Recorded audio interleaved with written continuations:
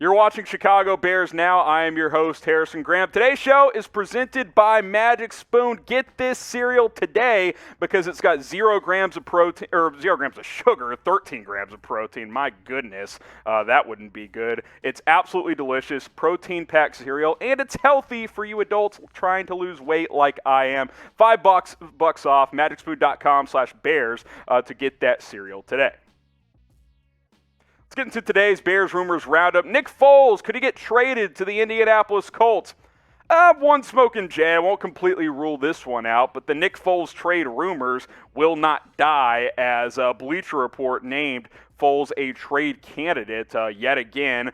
Mentioned the Jets, which has been dissected a lot here on this show, but they also threw the Colts in there as a possible destination if he were to get dealt, which would be very interesting because Carson Wentz is now in Indianapolis. Now, trading Nick Foles would obviously be good for Chicago. Why? Because it saves $4 million in cap space. But if you cut him, it doubles his dead cap hit. So you can't cut him. It's either a trade or you keep him for this season. That's the situation. Now, only going to give it one smoking jay on this one because it's only focusing on one team. I'm not saying there's a great chance he gets traded to Indy, but there is a chance they could use a backup quarterback. Weirder things have happened. Christopher Knox, who works for Bleacher Report and mentioned Foles here, had this to say in his article. Should the Colts have concerns with Carson Wentz's ability to rebound from a miserable 2020 campaign, Indy could be an option for Foles. The two quarterbacks played under and won a Super Bowl with head coach Frank Reich in Philadelphia. Wentz and Foles Part 2 would be absolutely hilarious. This would just be amazing if this were to happen because Carson Wentz is a very fragile quarterback. And when I mean fragile, I'm not attacking his injury history. Some of that you can't control. I'm talking about up here, between the ears. He is mentally weak. That is why he ultimately got traded from the Philadelphia Eagles, because he couldn't handle adversity. He couldn't handle the Eagles drafting Jalen Hurts in the second round. He couldn't handle, Nick Foles won the Super Bowl after I got hurt. QB controversy created by the fans. Couldn't handle it. So imagine bringing that same guy to Indy and creating that once again. That would be hilarious. It'd be awesome for the Bears because then they have Nick Foles off their books and it clears some cap space. But that's why it's only at one smoking jay. Do you really want to create that situation again if you're Frank Reich? Hey, if they come calling, the Bears should obviously ship him out. Will the Bears trade Nick Foles to anyone? Doesn't have to be the Colts. Type T for trade, type K for keep. Go ahead and get your votes in on this one. And you're going to get hit with a YouTube ad break in just a few minutes. This will be the pinned comment on today's show, so scroll on down and answer right there. You look at the Bears QB depth chart, obviously it makes sense for the Bears to trade Foles to anyone for anything, by the way. If someone's like conditional 7th for Foles, you do it because the $4 million in cap space is worth it at the end of the day. You can either go sign someone or that cap can carry over to next season. You don't need Nick Foles because you have Andy Dalton for when Justin Fields takes over. Now, on the Colts side of things, it actually makes sense for Indianapolis to get a proven backup. Now, Foles would make it interesting because, again, the whole Foles-Wentz dynamic in history there, but Jacob Eason, unproven, has never played. Sam Ehlinger just got drafted this year. Jalen Morton, never even heard of him. He's the 4th quarterback on the Colts roster. Nick Foles is obviously an upgrade at backup over Eason and the rest of those guys. Like, he's not what he was in his peak, I guess you could say, when he had that great season under Chip Kelly, but also when he was playing well in the playoffs under Doug Peterson and Frank Reich as well. But these are backup numbers right here. He can run an offense. He can keep the things rolling. Like, he's not going to be bad by any means if he has to play a handful of games. And again, that's what you want in your backup quarterback. A guy who has played and gives you a chance to win and is not a drastic fall off from your starter. Is it a fall off from Carson Wentz? I think so. But Foles could be the answer in Indianapolis, where he's not the answer in Chicago. Because once you signed Andy Dalton and drafted Justin Fields, Nick Foles had no role with the Chicago Bears, which is why trading him makes a ton of sense for Chicago, but you have to find a trade partner. So maybe, just maybe, Indianapolis could be the right team for Nick Foles. Now, today's show is sponsored by Magic Spoon. I mentioned this is protein-packed cereal. 13 grams of protein, 0 grams of sugar, only 4 grams of net carbs, and you can get $5 off your first order at magicspoon.com/bears. Tons of different flavors available. It's delicious.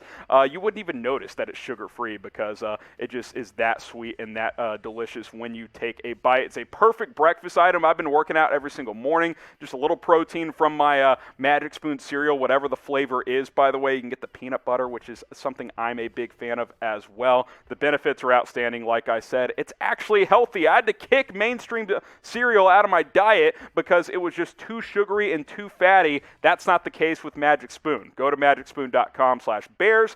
Get $5 off your first order. You can also click that link in the live chat or in the comments in the description. It's all right there, and take advantage of the different flavors. By the way, they have a deal where you can get a pack of 4 with a extra slight discount as well. Try some of our different flavors. We're scrolling through some of them right there on your screen. magicspoon.com/bears. Get $5 off when you check out for your Magic Spoon cereal. Mike Ditka, does he want the Bears to stay in Chicago? The former head coach has spoken out on this one. For Smoking Jays, yeah, he thinks that the Bears should stay in the Windy City, and not just in the Chicago area, the actual city of Chicago. Like, he is very old school in this sense, which makes sense because he obviously is arguably the best coach in franchise history outside of maybe George House. Here's what Ditka had to say here. Quote, "The Bears belong in the city of Chicago. That's it. Call me an old-timer, call me a traditionalist, whatever. They're a Chicago institution, and that should be the end of it." He also went on to say this: "You want to tell me that a team coming up from a warm weather climate isn't giving away a significant advantage to try and play in cold and rain outside in a Chicago December or January? You can't practice for that kind of weather. You can't simulate it. You've got to be in it. Chicago Bears football weather is a great part of the team's legacy." Look, Mike Ditka makes a lot of good points. I've always thought that was an advantage for the Packers in recent years. The Bears, when they've had good teams, is when a team like, I'll just throw like Tampa Bay. Obviously, they won in Green Bay last year in the playoffs, maybe because Tom Brady's played a lot of cold weather games. But a team that's used to playing 80, 90-degree heat comes to Chicago in January, and it's 17 degrees outside, and it might be snowing. That's advantage Chicago, who's used to that. But at the end of the day, if the city itself doesn't step up, there's really nothing to talk about here. That is why the Bears have to explore other options. That is why they placed a bid at that Arlington race park out in Arlington Heights, because, hey, if the city's not going to step up and help get the proper renovations needed at Soldier Field or help finance and find a proper location within Chicago for a new stadium, then this is the situation you're left with. The mayor of Chicago hasn't been that supportive. Instead, she's trying to body the team by saying, hey, just focus on beating the Packers. That's not going to go over well with the franchise. Like, good for the Bears for exploring their options. That's what you have to do when you have an old stadium in a big city. You got to upgrade. So we'll see what happens. I get where Ditka's coming from, but if they move, really, it's only the city's fault at the end of the day. So for Smoking Jays, I definitely, Mike Ditka definitely wants the Bears to stay in Chi-Town long term. We'll see if it ends up happening. Speaking of Ditka, who's your favorite Bears coach of all time? Maybe it is Mike Ditka. Maybe it's Lovie Smith, George Halas, whoever. Let us know what you think on this one down in the comments section.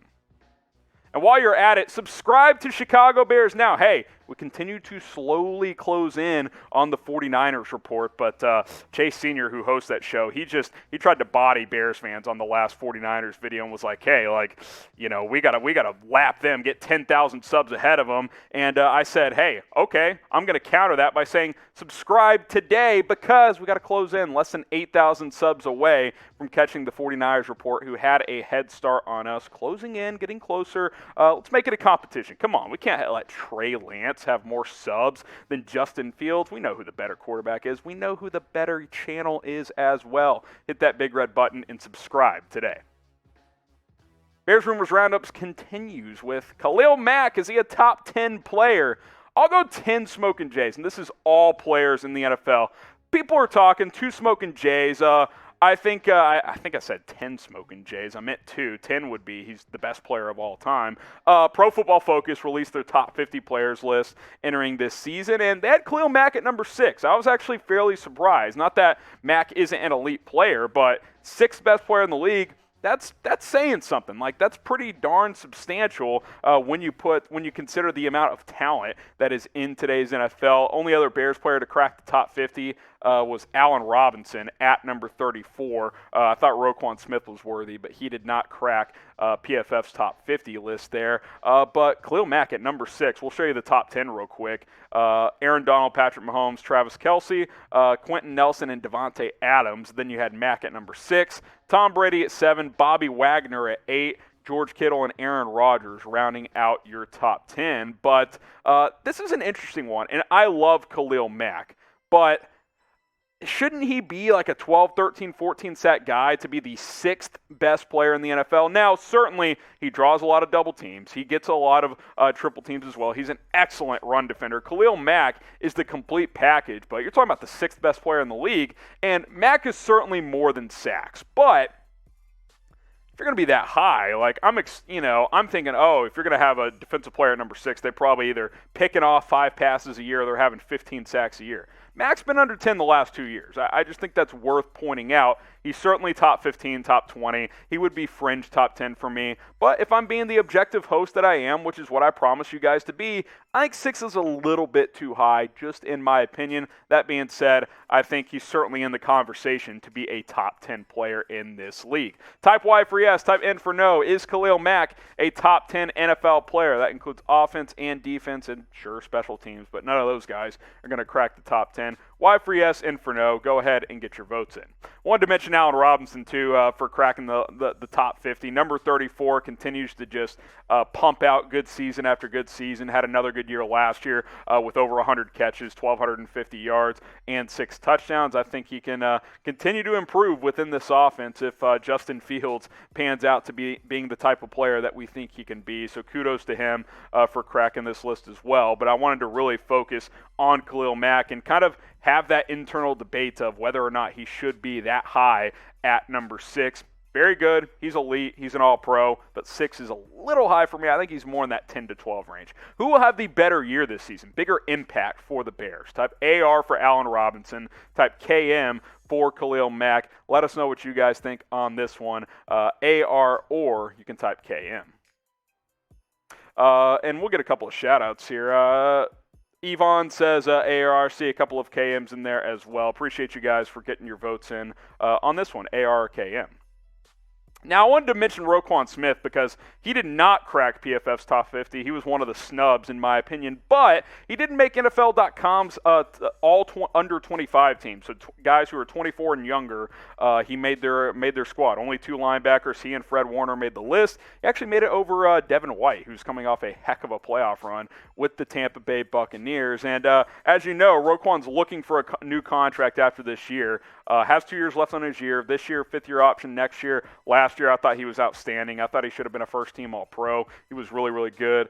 Just did everything. Tackles, 18 TFLs, 4 sacks, 7 PBUs, 2 interceptions. Like, the guy was all over the field, had a couple of forced fumbles as well. Now, 2021 is a big year for Roquan to A, prove he can do it again, and B, justify the Bears potentially giving him a big contract. Because as good as he is, he's an off-ball linebacker. It's not like he's a hybrid safety that flies around or a guy like Khalil Mack who can go and dominate a game by himself by getting after the quarterback. Roquan can be a dominant player, but just in a different way. It's all about creating turnovers in today's NFL. So this will be a big season for him, but kudos to him for making NFL.com's under 25 first team, because that's a pretty good honor because there's a lot of young talent in the NFL.